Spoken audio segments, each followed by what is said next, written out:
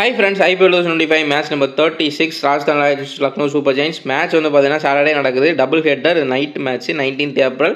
எங்கே நடக்குதுன்னு பார்த்தீங்கன்னா ஜெய்ப்பூரில் தான் மேட்ச் நடக்குது. ஸோ ஜெய்ப்பூரில் இந்த சீசன் இது ரெண்டாவது மேட்ச்சு. ஸோ இந்த மேட்சுக்கான full stats analyse, pitch report, அப்புறம் பிளேயர் அனலைசிஸ் எல்லாமே வந்து இப்போ ஹை ஸ்டாட்ஸ் லோஸ் எல்லாமே பார்த்துக்கலாம். ஸோ வீடியோக்குள்ளே போகிறதுக்கு நம்ம வீடியோக்கு ஒரு லைக்கை போட்டு வீடியோ பாருங்கள். ஸோ நீங்கள் லைக் பண்ணால் தான் நமக்குமே ஒரு எனர்ஜியாக இருக்கும் வீடியோ ரெடி பண்ணுறதுக்கு. ப்ளஸ் யூடியூப் அலுகரிதம் படி வீடியோக்கு லைக்ஸுன்றது இருந்தால் தான் மற்றவங்களுக்கும் நம்ம சப்ஸ்கிரைபர்ஸ்க்குமே அது சஜஸ்ட்ன்றது பண்ணும் யூடியூப்பை பொறுத்த வரைக்கும். ஸோ ஒரு லைக்கை போட்டு விட்டுட்டு வீடியோ பாருங்கள். நம்ம இப்போ ஃபுல்லாக வீடியோக்குள்ளே போயிடலாம். டக்குன்னு பார்த்துலாம். ஏன்னா இன்றைக்கி டபுள் ஹெட்டர்னால 2 வீடியோ பார்க்க வேண்டியது இருக்கும். ஸோ கிரவுண்ட் ஸ்டாட்ஸ் வந்து பார்த்தீங்கன்னா டோட்டல் 58 மேட்ச்சில் 165+ ஆவரேஜ் ஸ்கோரும், first batting 20 time, second batting chasing வந்து பார்த்தீங்கன்னா 38 டைம் வின் பண்ணியிருக்காங்க. ஸோ டாஸ் வின் பண்ணுற கேப்டன் கண்டிப்பாக சேசிங்காக சூஸ் பண்ணுவாங்க. இந்த கிரவுண்டும் சேசிங் ஃப்ரெண்ட்லியான கிரவுண்டாக தான் இருக்குது. ஸோ சேஸ் பண்ணுற டீம் தான் நிறையா வின் பண்ணியிருக்காங்க. அப்படின்றப்போ ஒரு சேசிங்கான ஒரு டீம் வந்தால் யார் சேஸ் பண்ணுறாங்களோ அவங்களுக்கு ஃபேவராகவும் நீங்கள் டீம்ன்றது பிக் பண்ணலாம். ஸோ பிச்சில் பொறுத்த வரைக்கும் பார்த்தீங்கன்னா பிளாக் சைல் பிச்சு தான். ஒரு நல்ல பேட்டிங் ஃப்ரெண்ட்லி விக்கெட்டு. பவுலர் சுத்தமாக ஹெல்ப்பே இல்லை. ஏர்லேயே ஸ்விங் அண்ட் ஸ்விங் எதுவுமே கிடையாது. மிடில்லையும் வந்து பேட்ஸ்மேன்ஸ்க்கு தான் ரொம்ப சப்போர்ட்டாக இருக்குது. மேபி ஸ்பின்னர்ஸ் ஒரு விக்கெட் எடுக்கிறதுக்கான சான்ஸ் இருக்குது. லாஸ்ட் மேட்ச் வந்து பார்த்தீங்கன்னா Rajasthan Royals versus RCB play பண்ணாங்க. ஃபஸ்ட்டு மேட்ச் இந்த சீசனில் ஜெய்ப்பூரில் அவங்க தான் ப்ளே பண்ணாங்க. ஸோ அந்த மேட்ச்சில் பார்த்தீங்கன்னா first batting Rajasthan Royals play பண்ணாங்க. அதில் 174 தான் ஸ்கோர் பண்ணாங்க. ப்ளஸ் 4 விக்கெட்டு தான் விட்டுருக்காங்க, ட்ராப் பண்ணியிருக்காங்க. ஏர்லியராக ஸ்ட்ரகிள் பண்ணார் சஞ்சு சாம்சன், அவர் ஒரு விக்கெட்டு. அதுக்கடுத்து வந்து கொஞ்சம் விக்கெட்ஸ் இந்த போச்சு. SC ஜெய்ஸ்வால் நிறையா ரன் ஸ்கோர் பண்ணார். ஸோ இந்த மாதிரி தான் மேட்ச் இந்த போயிருக்கு. பெரிய லெவலில் விக்கெட்டுன்னு விழுகலை. 4 விக்கெட்டு, அதாவது 4 பவுலர், ஆளுக்கு ஒரு விக்கெட் எடுத்தாங்க 4 பவுலரு. ஸோ செகண்ட் சேசிங்கில் வந்து பார்த்தீங்கன்னா fill Salt 65, Virat Kohli high score, படிகள் 40, விராட் கோலியுமே வந்து 50ன்னு நினைக்கிறேன், 65ன்னு நினைக்கிறேன் கிட்டத்தட்ட. ஆமாம், இவர் 65, அவர் 65, இவங்க 40. படிகள் 3 பேட்ஸ்மேன்ஸ் வந்து மேட்சை முடிச்சு விட்டு ஒரே விக்கெட்டில் ஒரு ஒன் சைட் டீம் மாதிரி வின் பண்ணிட்டு போயிட்டாங்க RCB. ஸோ நல்ல chasing friendly plus batting wicket. இதுதான் பிச்சு ரிப்போர்ட்டு.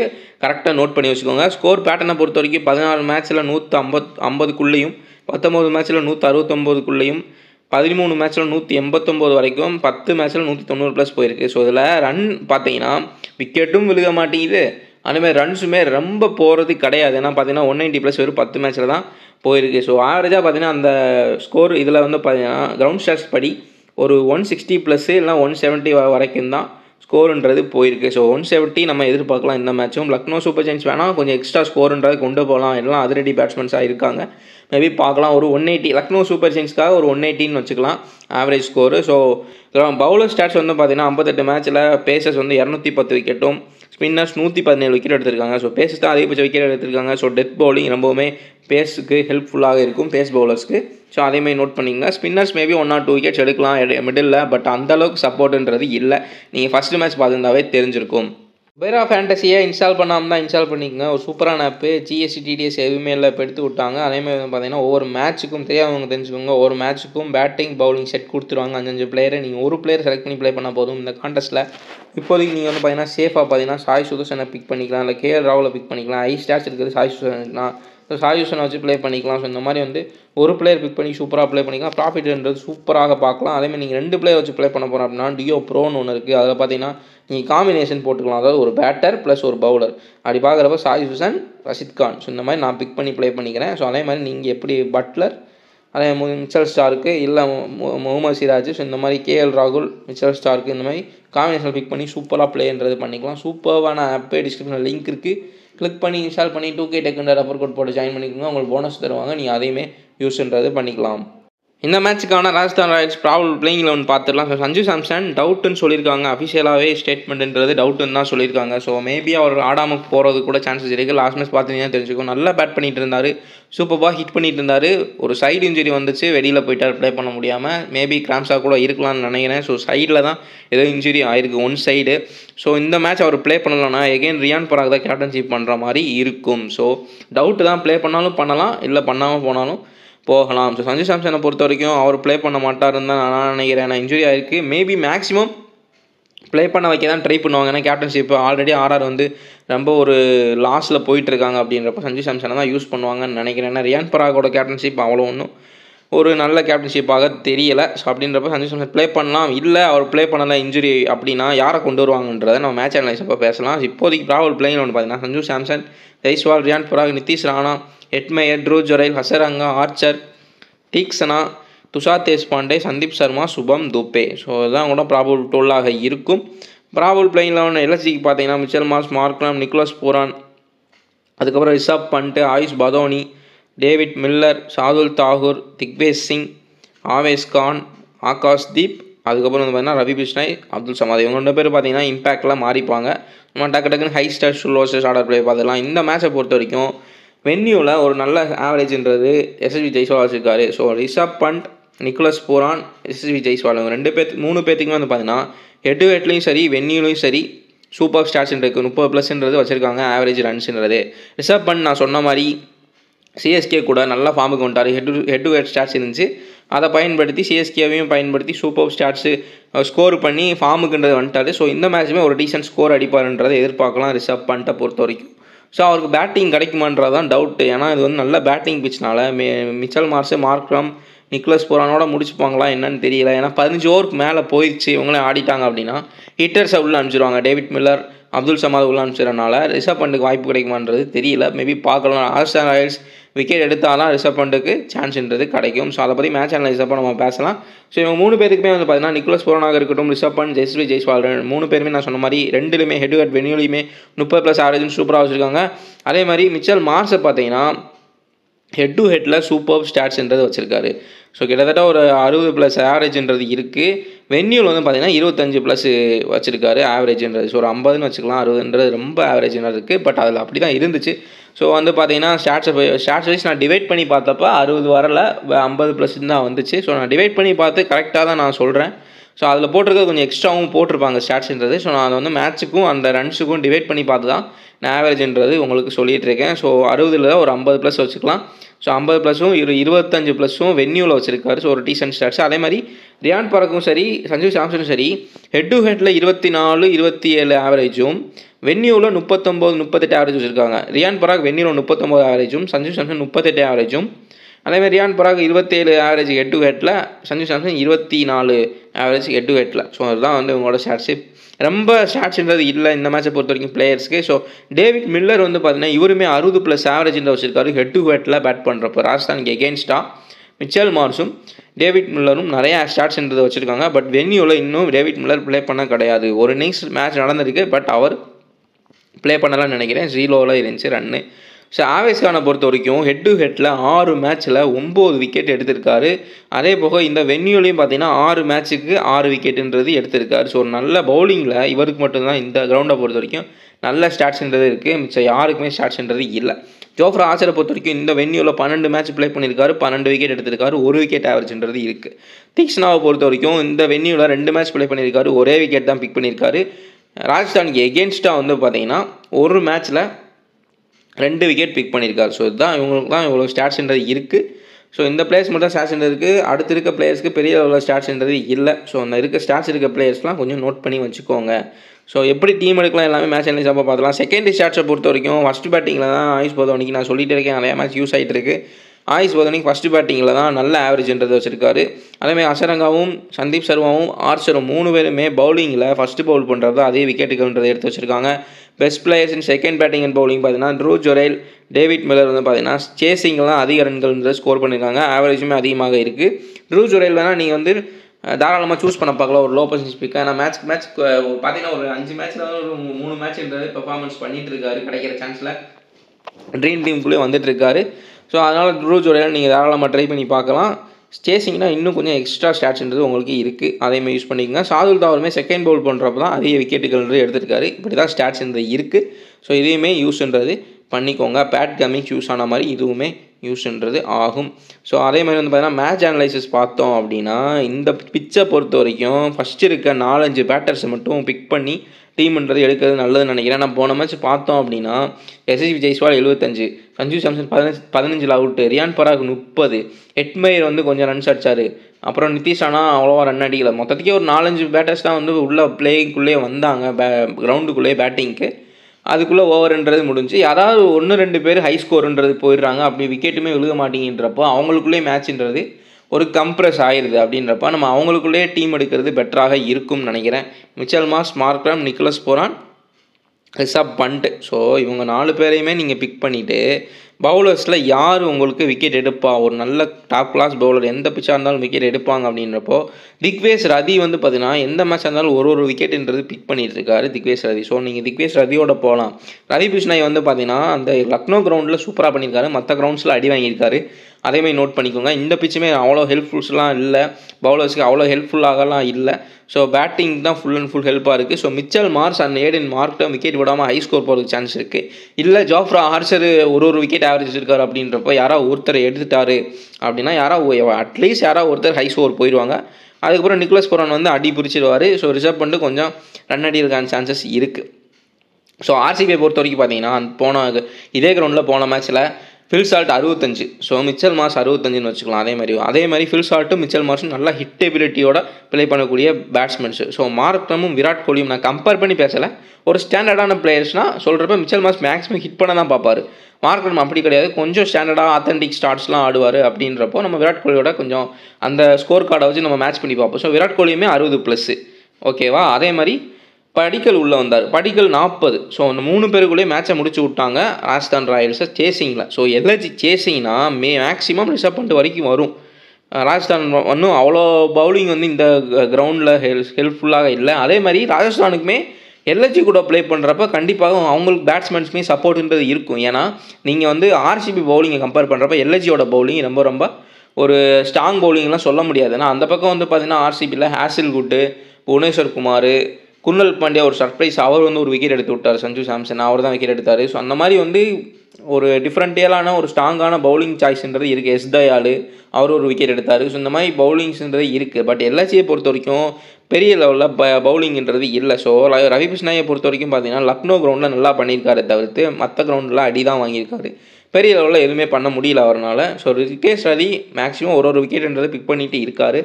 ஆவேஸ் கான் இந்த கிரவுண்டில் சூப்பராக பண்ணியிருக்காரு, ராஜஸ்தான் ராயல்ஸ்லையும் சூப்பராக பண்ணியிருக்காரு, எகேன்ஸ்டாவும் சூப்பராக பண்ணியிருக்காரு. சாதுல் தாக்கூர் போன மேட்ச் செம்மையாக அடி வாங்கினார். இந்த கிரவுண்ட்லாம் அவருக்கு ஹெல்ப்ஃபுல்லாக இருக்குமான்னு கேட்டால் தெரியாது. ஸோ அந்த கிரவுண்ட்லேயே அடி வாங்கினவர் இந்த கிரவுண்டில் அடி வாங்குறதுக்கு நிறையா சான்ஸ் இருக்குது. ஸோ ஆகாஷ் தீப்புமே அதே மாதிரி தான். பெரிய உள்ள எல்ஜியில் பவுலிங் நல்லா இருக்குன்ற மாதிரி சொல்ல முடியாது. ஸோ போன மேட்ச் நல்லா, ஆனால் சிஎஸ்கேக்கு நல்லா டஃப் கொடுத்தாங்க, நல்லா பவுலிங் போட்டாங்க. ஆவேஸ் கான் சூப்பராக பவுலிங் போட்டார், 2 ஓவர் டெத்தில் 2 ஓவர் சூப்பராக கட்டுப்படுத்தினார். அதேமாதிரி மார்க்ரம் சூப்பராக பவுலிங் போட்டு விக்கெட்லாம் எடுத்து கொடுத்தாரு போன மேட்ச்சு. ஆனால் சாதுல் தாக்கூர் 2 ஓவருமே அடி பிரிச்சிட்டாங்க. அவர்னால தான் எல்ஜி வந்து தோற்றதுக்கு காரணமே அவர் தான் நினைக்கிறேன். ஏன்னா நோ பால்லாம் போட்டு அதுவுமே 6 போய் என்னென்னமோ நடந்துச்சு. மேட்ச் பார்த்துருந்தீங்கன்னா தெரிஞ்சுட்டுக்கோ. ஸோ எல்ஜி பவுலிங்கை கம்பேர் பண்ணுறப்போ ஆர்சிபி பவுலிங் பெட்டர் அப்படின்னா ராஜஸ்தான் ராயல்ஸ் கொஞ்சம் ரன்னு கம்மியாக அடிச்சிருப்பாங்கன்னு நம்ம வச்சுப்போம். இப்போ எல்ஜி பவுலிங் போட்டாங்கன்னா போன மேட்சோட ஒரு 170 இருக்கிற இடத்துல 180 போகிறதுக்கான சான்ஸுமே இருக்கும் எல்ஜி பவுலிங்கை பொறுத்த வரைக்கும். ஸோ அப்படி நம்ம கால்குலேட்ன்றது பண்ணிக்கலாம். ஸோ இந்த டீமை பொறுத்த வரைக்கும் சஞ்சு சாம்சன் ப்ளே பண்ண மாட்டாருன்னு நினைக்கிறேன். நான் இன்ஜுரி என்ன பண்ணுறாங்கன்னு தெரில. அப்போது எனக்கு தெரிஞ்சு யார் இறக்குவாங்கன்னு தெரில. மேபி அந்த 13 years ஓல்டு பாய் எடுத்து வச்சுருக்காங்க, யங் பாயை சூஸ் பண்ணி வச்சுருக்காங்க. அவர் பேர் வந்து பார்த்தீங்கன்னா வைபவ் சூரியவன்சி. ஸோ அவர் ஆட்டத்தை வேணால் பார்க்கலாம், நமக்கு கொஞ்சம் அவர் என்ன பண்ணுறாருன்ற ஒரு இன்ட்ரெஸ்டிங்காக இருக்கும். ஸோ நெட்ஸ்லாம் நல்லா ப்ளே பண்ணுற மாதிரி, ஜோஃப்ரா ஆர்ச்சர் பாலில் நல்லா ப்ளே பண்ணுற மாதிரி தான் வீடியோஸ் பார்த்தேன். அவர் இறக்குறாங்களா என்னன்னு தெரியல, பார்க்கலாம் என்ன பண்ணுறாங்கன்னு. ஸோ எஸ்எஸ்வி ஜெய்ஸ்வாலை பொறுத்த வரைக்கும் நல்ல ஃபார்மில் இருக்கார். ஸோ போன 2 மேட்சுமே இந்த சீசனை பொறுத்த வரைக்கும் எஸ்எஸ்வி ஜெய்ஸ்வால் ஒரு மேட்ச் அடிக்க, ஒரு மேட்ச் ஃப்ளாப்பு, ஒரு மேட்ச் ஹிட்டு, ஒரு மேட்ச் ஃப்ளாப்புன்னு ப்ளே பண்ணிட்டு இருந்தவர். லாஸ்ட் 2 மேட்சாக சூப்பராக ப்ளே பண்ணிட்டு இருக்காரு. ஸோ இந்த கிரவுண்ட்லையுமே சூப்பர் ஸ்டாட்ஸ் வச்சிருக்காரு. கண்டிப்பாக இந்த மேட்சுமே ஹை ஸ்கோர் போகிறதுக்கான சான்ஸ் இருக்குது எஸ்எஸ்வி ஜெய்ஸ்வால். ஸோ இவரை விக்கெட் எடுக்கிற மாதிரி ஒரு ஸ்ட்ராங் பவுலிங், அதுவும் இந்த பிச்சில் விக்கெட் எடுக்கிற மாதிரி ஒரு ஸ்ட்ராங் பவுலிங் எல்ஜியை பொறுத்த வரைக்கும் கிடையாது. அப்படின்றப்ப எஸ்எஸ்வி ஜெய்ஸ்வாலுக்கு தான் ஒரு நல்ல ஒரு பாசிபிலிட்டி இருக்குது ஹை ஸ்கோர் போகிறதுக்கு. அதேமாதிரி ரியான் பராக் வந்து பார்த்திங்கன்னா இந்த கிரவுண்டில் சூப்பர் ஸ்டாட்ஸ் வச்சிருக்காரு. 39 ஆவரேஜ், மினிமம் 30 ரன் அடிக்கிறதுக்கான சான்ஸ் இருக்குது. ஏன்னா பெரிய ஸ்ட்ராங் போன டெல்லி மேட்ச்சில் வந்து பார்த்திங்கன்னா ரியான் பராக அக்சர் பட்டேல் உடச்சிட்டாரு. ஏன்னா நல்லா ஸ்பின்னு டேர்ன் இருந்துச்சு, வந்ததுலேருந்து ரொம்ப ஸ்ட்ரகிள் பண்ணார், அவுட் ஆயிடுவாருன்னு நமக்கு பார்க்குறப்பே தெரிஞ்சிச்சு. அதேமாதிரி அவுட் ஆகிட்டார். பட் இந்த பிச்சை பொறுத்த வரைக்கும் ஃபுல் அண்ட் ஃபுல் பேட்ஸ்மேன்ஸ்க்கு சப்போர்ட்டாக தான் இருக்கும். ஸோ சேம் பிச் போன மேட்ச்சில் யூஸ் பண்ண அதே பிச் யூஸ் பண்ணால் அப்படின்றப்ப நீங்கள் ரியான் பராக சூஸ் பண்ணிக்கலாம். நிதிஷ் ராணாவுக்குமே ஒரு 4 பேர் வந்து பார்த்தீங்கன்னா நிதிஷ் ராணா மேலே வந்துடுறாரு. அப்படின்றப்ப போன மேட்ச் நான் சொல்லியிருந்தேன் ஒரு சர்ப்ரைஸ் பர்ஃபார்மன்ஸ் கொடுப்பாரு நிதிஷ் ராணான்னு. அதே மாதிரி சர்ப்ரைஸ் பர்ஃபார்மன்ஸ் கொடுத்தாரு. இந்த கிரவுண்டுமே நல்ல ஒரு பேட்டிங் விக்கெட்டாக போன மேட்ச் நிதிஷ் ராணா விக்கெட்ன்றதை எடுத்து விட்டாங்க ஆர்சிபி. பட் எல்ஜி எடுப்பாங்களான்னு கேட்டால் கொஞ்சம் டவுட்டு தான். ஸோ அவர் வந்து ஸ்பின்னை நல்லா ஆடக்கூடிய பிளேயரு. சம் மேட்ச்சில் டக் அவுட் ஆகிட்டு இருக்காரு, most of the match duck out தான்.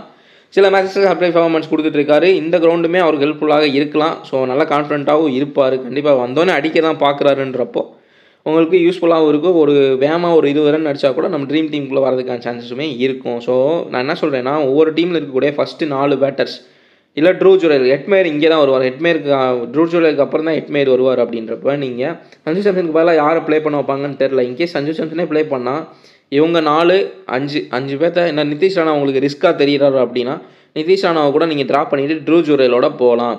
ஸோ மேக்ஸிமம் 1 or 2 விக்கெட்ஸ் இல்லை 4 விக்கெட்ஸ் வரைக்கும் விழுந்திருக்கு அப்படின்றப்ப ஆவரேஜ் விக்கெட்ஸு. ஸோ 4 விக்கெட் விழுனா நிதிஷ் ராணா அவுட் ஆயிடுவார், டீமுக்குள்ள வரமாட்டார் அப்படின்னா நீங்கள் ட்ரூ ஜுரலோட போகலாம் கண்டிப்பாக. ஸோ அந்த 4 பேட்டர்ஸ் எடுத்துக்கோங்க. இவங்களே வந்து கொஞ்சம் இவங்களே 2 பேர் நிறையா ஹை ஸ்கோர் போயிடுவாங்க கண்டிப்பாக. அந்த மாதிரி பிச்சு தான் இது அப்படின்றப்போ போன மேட்ச் அப்படி தான் ஆயிடுக்கு. அப்படின்றப்போ இதே மாதிரி இந்த டீம்லேயுமே வந்து ஃபஸ்ட்டு இருக்க 4 பேட்டர்ஸை நீங்கள் சூஸ்ன்றது பண்ணிக்கலாம். பவுலிங்கை பொறுத்த வரைக்கும் நான் சொன்ன மாதிரி ஸ்ட்ராங்கஸ்ட் பவுலர் யார் விக்கெட் எடுப்பான்றதை பார்த்து சூஸ் பண்ணிக்கோங்க. ஸோ ஆர்ச்சர் இந்த கிரவுண்டில் ஒரு விக்கெட் ஆவரேஜ்ன்றது வச்சிருக்காரு வென்யூவில். ஸோ அதையும் நோட் பண்ணிக்கோங்க. அதே மாதிரி தீக்ஸ்னா வந்து பார்த்தீங்கன்னா ஹெட் டு ஹெட்டில் ஒரே மேட்ச்சில் 2 விக்கெட் எடுத்திருக்காரு, அதையும் நோட் பண்ணிக்கோங்க. ஸோ இவங்க 2 பேர்த்துக்குள்ளேயும் நீங்கள் போகலாம். பவுலர்ஸை சூஸ் பண்ணிங்க. மோஸ்ட்லி பேட்ஸ்மேன்ஸ்குள்ளேயே போங்க. இல்லை ஆல்ரவுண்டர் யாராவது நல்ல பவுலிங் இருக்காங்க அப்படின்னா இந்த டீமை பொறுத்து 2 டீம்லேயும் வந்து பார்த்தீங்கன்னா அசரங்காவுமே ஒரு ஃபுல் டைம் பவுலராக தான் யூஸ் பண்ணிகிட்டு இருக்காங்க. அவர் ஃபுல் டைம் பவுலர், அதாவது பவுலிங் ஆல்ரவுண்டர் தான், ஒரு பேட்டிங் ஆல்ரவுண்டர் கிடையாது. அப்படின்றப்போ நம்ம பவுலராக தான் கன்சிடர் பண்ண முடியும். மேபி அசரங்கா ஒரு விக்கெட் எடுக்கலாம், ஒரு ட்ரிக்கி பவுலர், விக்கெட் டேக்கிங் பவுலர்னால அவர் ஒரு விக்கெட் எடுக்கலாம். ஸோ நீங்கள் தீக்ஷனாக்கு ஸ்டாட்ஸ்ன்றது இருக்குது. ஸோ இப்போ நம்ம லெஃப்ட் ஆர்ம் ரைட் ஆர்ம்ன்றதை பார்த்துடலாம். ஸோ இந்த டீமை பொறுத்த வரைக்கும் மார்க்ரம்மு, மிச்சல் மார்ஸு, இவங்க 2 பேர், ஆயுஷ் பதோனி 3 பேர் right handers. So Nicholas Pooran, Rishabh Pant, David Miller 3 பேர் left handers. So Abdul Samad உள்ளே வந்து அவருமே ரைட்டு. ஸோ அந்த 3 லெஃப்ட் ஹேண்டர்ஸ் இருக்காங்க. மேபி நிக்கோலஸ் பூரானுக்காக இப்போ ஃபஸ்ட்டு ஏர்லியராக ஆர்ச்சர் ஒரு விக்கெட் எடுத்துட்டாரு அப்படின்னா நிக்கோலஸ் பூரான், ரிஷப் பண்ட் தான் அடுத்தடுத்து பேட்ஸ்மேன்ஸ் வருவாங்க. அப்படின்றப்போ உங்களை ஏர்லியராகவே அவங்கள எடுக்கிறதுக்காண்டி தீக்ஸ்னா யூஸ் பண்ணுறதுக்கான சான்சஸ் இருக்குது. அவர் ஹெட் டு ஹெட்லுமே ஒரு மேட்ச்சில் 2 விக்கெட் பிக் பண்ணியிருக்காரு. ஸோ நீங்கள் இந்த மாதிரி ஸ்டாட்ஸ் இருக்கக்கூடிய 1 or 2 பவுலர்ஸோட போகிறது இந்த மேட்ச் பெட்ரு. மேக்ஸிமம் பேட்டர்ஸோடையே போங்க தான் நான் சொல்லுவேன். பட் அந்த லாஸ்ட் டைமில் பிச்சர்ஸை மாற்றுறாங்களா என்னென்னு நிறையா விக்கெட்ஸ் இருக்கும் தெரிஞ்சிருக்கும். கிரவுண்ட்ஸில் வந்து நிறையா பிச்சர்ஸ் வச்சுருப்பாங்க. எந்த பிச் யூஸ் பண்ணுறாங்கன்னு தெரியல. லாஸ்ட் மேட்ச் யூஸ் பண்ண அதே பிச் யூஸ் பண்ணால் இந்த மாதிரி போய்க்கிறது பெட்டரு. பட் எல்எஸ்ஜி பேட்டிங்கில் ராஜஸ்தான் ராயல்ஸோட கொஞ்சம் ஸ்ட்ராங்காக தெரியுறாங்க. பட் பவுலிங்கில் வந்து பார்த்தீங்கன்னா ராஜஸ்தான் ராயல்ஸ் தான் கொஞ்சம் ஸ்ட்ராங்காக இருக்காங்க என்னை பொறுத்த வரைக்கும். ஏன்னா இதில் தீக்ஸ்னா, அசரங்கா, ஆர்ச்சரு இவங்களாம் இருக்காங்க. துஷார் தேஷ்பாண்டேவுமே சம்டைம்ஸில் நல்லா பண்ணிகிட்ருக்காரு. அப்படின்றப்போ இவங்க பவுலிங் தான் எனக்கு ஸ்ட்ராங்காக தெரியுது. இவங்க ஆவேஸ் கான் இதில் சூப்பராக பண்ணிகிட்ருக்காரு. அவர் ஒருத்தரை நம்ம நோட் பண்ணிக்கலாம். சாதுல் தாக்கூர், ஆக்ஷாஸ் தீப், ரவி பிஷ்னாய், திக்வேஷ் ரதி ஒரு விக்கெட் எடுத்துகிட்ருக்காரு. அப்படின்றப்போ ஒரு 1 or 2 பவுலர்ஸை நம்ம சொல்லிடலாம் யார் வந்து நல்லா பெர்ஃபார்ம் பண்ணுவான்னு சொல்லிட்டு. இந்த டீமை பொறுத்த வரைக்கும் பவுலிங்கில் நீங்கள் பவுலிங் போகிறீங்க அப்படின்னா திக்வேஷ் ரதி, ஆவேஸ் கானோட போகிறது பெட்டர்னு நினைக்கிறேன். திக்வேஷ் ரதி வந்து ஒரு ரீசன்ட் ஃபார்ம் வச்சு சொல்கிறேன், நல்லா விக்கெட் டேக்கராக இருக்கார். ஆவேஸ் கானுக்கு ஸ்டாட்ஸ்ன்றது நல்லாயிருக்கு. போன மேட்சுமே சூப்பராக பவுலிங், ரைட் பவுலிங்ன்றது பண்ணார் Avesh Khan. So head to ஹெட்டில் நான் சொன்ன மாதிரி 6 மேட்ச்சில் 9 விக்கெட்டும், வென்யூவில் 6 மேட்ச்சில் 6 விக்கெட்டுன்றது பிக் பண்ணியிருக்காரு ஆவேஸ் கான். ஸோ ஆவேஸ் கானையும் நோட் பண்ணிக்கோங்க. இந்த டீமை பொறுத்த வரைக்கும் ஆர்ச்சர் 1 விக்கெட் ஆவரேஜ் வச்சுருக்காரு. தீக்ஸ்னா ஹெட் டு ஹெட்டில் ஒரு மேட்ச்சில் 2 விக்கெட்டுன்றது பிக் பண்ணியிருக்காரு. ஸோ இவங்க 2 பேர்த்தையுமே நோட் பண்ணிக்கோங்க. மேபி போன மேட்ச் மாதிரியே ஒரு 3-4 விக்கெட் தான் போகுது அப்படின்னா இவங்களுக்குள்ளே விக்கெட்டுன்றது விழுகும். அந்த மாதிரி வந்து பிக் பண்ணி பாருங்கள். அதேமாதிரி 3வது சாய்ஸாக அசரங்காவை சூஸ் பண்ணி பாருங்கள். மிஸ்ட்ரி ஸ்பின்னரு, விக்கெட் டேக்கிங் பவுலருன்றதுனால அவருமே ஒரு விக்கெட் பிக் பண்ணுறதுக்கான சான்சஸ் இருக்கலாம்.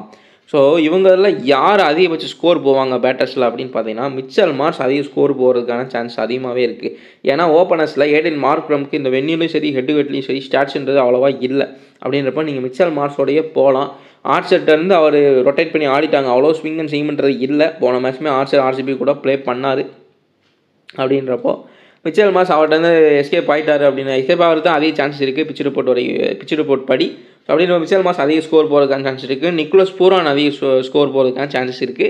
ஏடன் மார்க்ரம்னே பிச் ரிப்போர்ட் படி ஒரு நல்ல பேட்டர் தான். ஸோ அவருமே ரன் அடிக்கிறதுக்கான சான்ஸ் இருக்குது. மேபி இவங்களில் யார் அவுட் ஆவாங்கன்னு கேட்டிங்கன்னா ஸ்டாட்ஸ் படி வென்யூ ஸ்டாட்ஸும் சரி ஹெட் டு ஹெட் ஸ்டாட்ஸும் சரி மார்க்ரமுக்கு ரொம்ப கம்மியாக இருக்கிறனால நான் மார்க்ரமை சொல்கிறேன். ஸோ ரிஷப் பண்ட்டுக்குமே சூப்பர் ஸ்டாட்ஸ் இருக்குது. ஸோ இது 3 பேரையும் நோட் பண்ணிங்க. அதிக score Mitchell Marsh, Nicholas Pooran, Rishabh Pant. So Nicholas பூரானும் மிச்சல் மார்ஸும் அதிக ஸ்கோர் போகிறதுக்கான சான்ஸ் இருக்குது இந்த பேட்டர்ஸில்.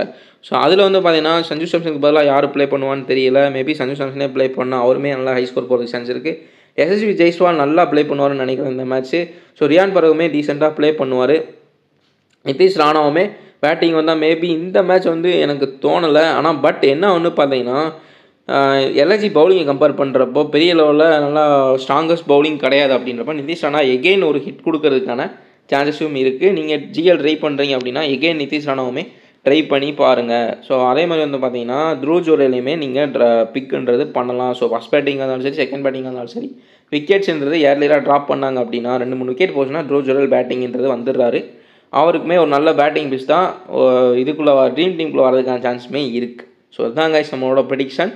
நம்ம ஜிஎல் டெமோ டீம்ஸ்ன்றதை பார்த்துடலாம். இங்கே சன்ஷானுக்கு பதிலாக யார் வரான்றது தெரியல. மேபி யார் வரா, அவங்க ஸ்டாட்ஸ் இருக்கா இல்லையான்றதை நான் லாஸ்ட்டில் டெலகிராமில் அப்டேட்டுன்றது பண்ணிடுறேன். ஸோ பிச்சையுமே மாற்றினாங்கனாலும் அது எந்த மாதிரி பிச்சுன்றதையும் நான் அப்டேட் பண்ணிடுறேன். ஸோ டெலகிராமில் பார்த்து தெரிஞ்சுக்கோங்க. லாஸ்ட் டைமில் டீம் பார்த்துடலாம். Nicholas Pooran, Sanju Samson, Dhruv Jurel, Rishabh Pant, Yashasvi Jaiswal, Mitchell Marsh, Markram, Riyan Parag, Archer, Theekshana, Avesh Khan, captain Mitchell Marsh, vice captain Yashasvi Jaiswal. So இதில் இருக்கக்கூடிய எல்லா பிளேயர்ஸுமே ஸ்டாட்ஸ்ன்றது இருக்குது. ஸ்டாட்ஸ் வச்சு தான் நான் பிக்குன்றது பண்ணியிருக்கேன். அதேமாதிரி பிச் ரிப்போர்ட்டுக்கு ஏற்ற மாதிரி தான் டீம்ஸ்ன்றதை போட்டிருக்கேன். ஸோ இந்த மேட்சோட அனலைசிஸ் ப்ரெடிக்ஷன் வீடியோ முழுக்க நான் வந்து பார்த்தீங்கன்னா போன மேட்ச் பிச் ரிப்போர்ட்டை கம்பேர் பண்ணி அந்த பிச்சு எப்படி இருக்குது, எப்படி யூஸ் ஆகிருக்குன்ற போன மேட்சையும் அதே அந்த பிச் ரிப்போர்ட்டை வச்சு தான் full and full video ready பண்ணியிருக்கேன். லாஸ்ட்டில் பிச்சு சேஞ்ச் பண்ணுறாங்களான்னு தெரியல, மேக்ஸிமம் வாய்ப்புகள் இல்லை. ஸோ முழுக்க அந்த பிச்சை நம்பி மட்டுமே நான் ப்ரெடிக்ஷன்றது இந்த வீடியோ ரெடி பண்ணியிருக்கேன். ஸோ இதில் வந்து பார்த்தீங்கன்னா மிச்சல் மார்ஷ் கேப்டனாகவும் எஸ்வி ஜெய்ஸ்வாலும் வைஸ் கேப்டனாக கொடுத்துருக்கேன். இதில் ஸ்டாட்ஸ் இல்லாத ஒரே ஒரு பிளேயர் த்ருவ் ஜுரேல் மட்டும்தான். ஸோ இதில் வந்து பார்த்தீங்கன்னா நிக்லஸ் பூரான், மார்க்ரமுக்குமே ஸ்டாட்ஸ்ன்றது கம்மியாக தான் இருக்குது. ஸோ மார்க்ரமுக்குமே ஸ்டாட்ஸ் கம்மி இந்த மேட்சை பொறுத்த வரைக்கும். பட் ஸ்டில் அவர் ஒரு நல்ல பேட்ஸ்மேன், ஓப்பனிங் வரக்கூடிய காரணத்தினால் அவரையுமே பிக் பண்ணியிருக்கேன். So Nicholas Pooran, Sanju Samson, Rishabh Pant, Yashasvi Jaiswal, Mitchell Marsh, Markram, Riyan Parag, Hasaranga. So தீக்ஷனாவோட ரோலை அக்ஷரங்கா பண்ணுவாருன்ற மாதிரி அக்ஷரங்கா கொடுத்துருக்கேன். நிதிஷ் ராணா, த்ருவ் ஜுரேலுக்கு பதிலாக நிதிஷ் ராணாவை பிக் பண்ணியிருக்கேன். So Archer, Avesh Khan, Nicholas Pooran captain, V C, Sanju Samson. நான் சொன்ன மாதிரி அந்த பிச்சை வச்சு ஒரே பேட்டர்னில் தான் 2 டீமுமே எடுத்திருக்கேன். ஸ்டாட்ஸ் வைஸ் பேட்ஸ்மேன்ஸ் அதிகமாக, கேப்டன் வைஸ் கேப்டன் வந்து அந்த ஓப்பனிங் வரக்கூடிய ஒரு பேட்டருக்கும் அதுக்கு போல் வரக்கூடிய இன்னொரு பேட்டருக்குமே நான் கொடுத்துருக்கேன் கேப்டன் வைஸியாக. ஸோ மேக்ஸிமம் இந்த பிச்சை பொறுத்த வரைக்கும் போன மேட்சை பார்த்து கம்பேர் பண்ணி எடுக்கிறப்போ நீங்கள் அதிகபட்சமாக கேப்டன் அண்ட் வைஸி பேட்ஸ்மேன்ஸ்க்கே போங்க, அதிக பேட்டர்ஸ் எடுங்க. ஸோ பவுலர்ஸை கம்மி பண்ணி எடுக்கிறது இந்த பிச்சை பொறுத்த வரைக்கும் பெட்டராக இருக்கும். நான் அதே மாதிரி சொல்லிடுறேன். ஸோ மேட்ச்ன்றது வந்து சில மேட்சஸ் ரொம்ப ஒரு தலைகீழாக போகுது, நம்ம ப்ரெடிக்ஷன் பண்ணுறதுக்கு அப்பாற்பட்டு போகுது. ஸோ அந்த மாதிரி போகாதுன்னு நம்புவோம் அந்த மேட்ச்சு. ஸோ லாஸ்ட் மேட்ச் மாதிரியே அப்படியே அந்த கம்ப்ரஸ் குறுகிய பேட்டர்னே இருக்கும் நம்புவோம். அதே பேட்டர்னில் தான் நான் வீடியோவும் பண்ணியிருக்கேன், டீம்ஸுன்றது எடுத்திருக்கேன். நம்ம டெலகிராம் சேனலில் ஜாயின் பண்ணாமல் டிஸ்கிரிப்ஷனில் 2 லிங்க் கொடுத்துருக்கேன். ஸோ கரெக்டாக லிங்க் எந்த லிங்க் ஒர்க் ஆகிறோ அதை பார்த்து ஜாயின் பண்ணிக்கோங்க. இல்லை அப்படின்னா சர்ச் பண்ணி இந்த அட்ரஸை கரெக்டாக போட்டிங்க 2K ஃபேண்டசி அப்படின்னு போட்டிங்கன்னா கரெக்டாக சேனலை பார்த்து ஜாயின் பண்ணிக்கலாம். ஏன் சொல்கிறேன்னா நம்ம நேம்லேயும் நம்ம லோகோவும் வச்சு நிறையா ஸ்கேம்ஸ் நடக்கிறதுக்கு வாய்ப்புகள் இருக்குது இந்த ஐபிஎல் டைமில். ஸோ பார்த்து கேர்ஃபுல்லாக ஜாயின் பண்ணிக்கோங்க கரெக்டாக. அதுமாதிரி நம்ம டெலகிராம் உள்ளே வந்தீங்கன்னா நிறையா போஸ்டர்ஸ் போட்டிருப்போம். ஸோ டியோ வின்னிங்ஸாக இருக்கட்டும், ஸ்மால் லீக் வின்னிங்ஸாக இருக்கட்டும், எல்லாமே அப்லோட் பண்ணியிருப்போம். ஸோ விசனில் ஒன்று பார்த்தீங்கன்னா ஸ்மால் லீக் பெஸ்ட்டான ஆப்பு. ஸோ இதில் வந்து பார்த்தீங்கன்னா ஜிஎஸ்டி எதுவுமே கிடையாது. அதே மாதிரி வந்து எல்லாமே பர்ஃபெக்டாக நடக்கும். இன்ஸ்டன்ட் விட்ரால் நிறைய ஆப்ஷன்ஸ் இருக்குது. நான் டெலகிராமில் போட்டிருக்கேன், நீங்கள் பார்த்து விசனில் ஒன்று வந்து ஜாயின் பண்ணிக்கோங்க. நம்ம ரெஃபர் கோடையும் 2K டெக்ன்ற ரெஃபர் கோடு, எல்லா ஆப்ஸுக்குமே 2K டெக் தான் ரெஃபர் கோடு. ஸோ ரெஃபர் கோடு யூஸ் பண்ணிங்கன்னா உங்களுக்கு போனஸுமே தருவாங்க, அதையும் நீங்கள் யூஸ் பண்ணுறது பண்ணிக்கலாம்.